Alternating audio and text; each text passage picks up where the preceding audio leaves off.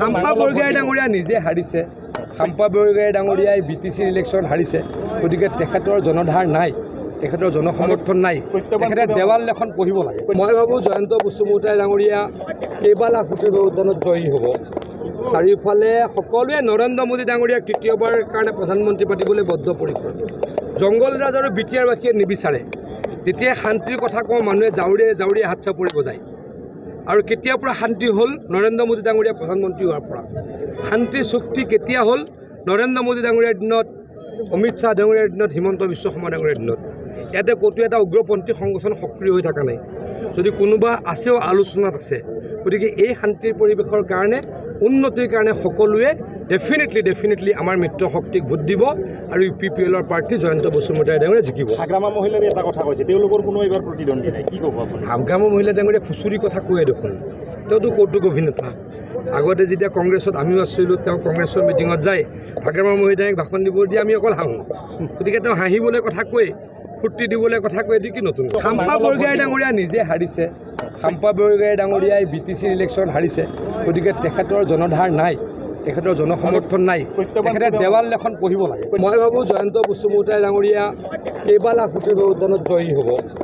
চাৰিওফালে সকলোৱে নৰেন্দ্ৰ মোদী ডাঙৰীয়াক তৃতীয়বাৰ কাৰণে প্ৰধানমন্ত্ৰী পাতিবলৈ বদ্ধপৰিকৰ। জংগল ৰাজ আৰু বিটিআৰবাসীয়ে নিবিচাৰে। যেতিয়াই শান্তিৰ কথা কওঁ মানুহে জাউৰিয়ে জাউৰিয়ে হাত চাপৰি বজায়। আৰু কেতিয়াৰ পৰা শান্তি হ'ল? নৰেন্দ্ৰ মোদী ডাঙৰীয়া প্ৰধানমন্ত্ৰী হোৱাৰ পৰা। শান্তি চুক্তি কেতিয়া হ'ল? নৰেন্দ্ৰ মোদী ডাঙৰীয়াৰ দিনত, অমিত শ্বাহ ডাঙৰীয়াৰ দিনত, হিমন্ত বিশ্ব শৰ্মা ডাঙৰীয়াৰ দিনত। ইয়াতে ক'তো এটা উগ্ৰপন্থী সংগঠন সক্ৰিয় হৈ থকা নাই। যদি কোনোবা আছেও আলোচনাত আছে।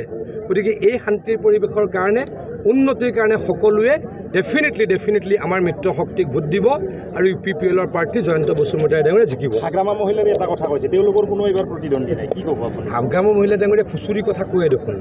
তেওঁতো কৌতুক অভিনেতা। আগতে যেতিয়া কংগ্ৰেছত আমিও আছিলোঁ, তেওঁ কংগ্ৰেছৰ মিটিঙত যায় হাগ্ৰামা মহিলাক ভাষণ দিব দিয়ে আমি অকল হাঁহোঁ।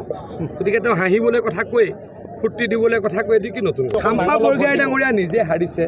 খাম্পা বৰগোহাঁই ডাঙৰীয়াই BTCৰ ইলেকশ্যন হাৰিছে, গতিকে তেখেতৰ জনধাৰ নাই, তেখেতৰ জনসমৰ্থন নাই, তেখেতে দেৱাল এখন পঢ়িব লাগে। মই ভাবোঁ জয়ন্ত বসুমতাৰী ডাঙৰীয়া কেইবা লাখ ভোটেৰে উদ্যানত জয়ী হ'ব। চাৰিওফালে সকলোৱে নৰেন্দ্ৰ মোদী ডাঙৰীয়াক তৃতীয়বাৰ কাৰণে প্ৰধানমন্ত্ৰী পাতিবলৈ বদ্ধপৰিকৰ। জংগল ৰাজ আৰু বিটিআৰবাসীয়ে নিবিচাৰে। যেতিয়াই শান্তিৰ কথা কওঁ মানুহে জাউৰিয়ে জাউৰিয়ে হাত চাপৰি বজায়। আৰু কেতিয়াৰ পৰা শান্তি হ'ল? নৰেন্দ্ৰ মোদী ডাঙৰীয়া প্ৰধানমন্ত্ৰী হোৱাৰ পৰা। শান্তি চুক্তি কেতিয়া হ'ল?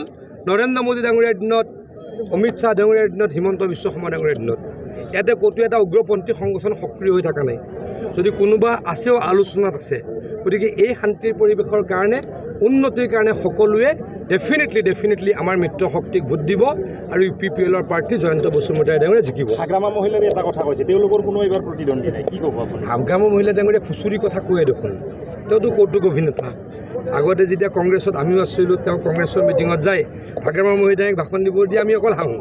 গতিকে তেওঁ হাঁহিবলৈ কথা কয়, ফূৰ্তি দিবলৈ কথা কয়, এইটো কি নতুন? ৰাজ্যত নিৰ্বাচনী জ্বৰ। পুনৰ শাসনলৈ আহিব নেকি বিজেপি মিত্ৰজোঁট?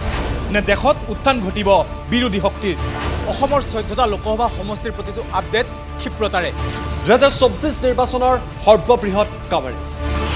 টাইলাইটৰ প্ৰতিটো ইলেকশ্যন কাভাৰেজ আগবঢ়াব star চিমেণ্টে। Powered by Data Machine.